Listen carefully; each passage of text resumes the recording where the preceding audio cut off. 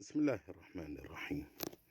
الحذر الشديد من أنك تخالط إنسان مجرم، إما أن يكون مثلا يفعل محرمات، يتعاطى مخدرات، يسرق الأموال، يظلم إخوانه في التركة.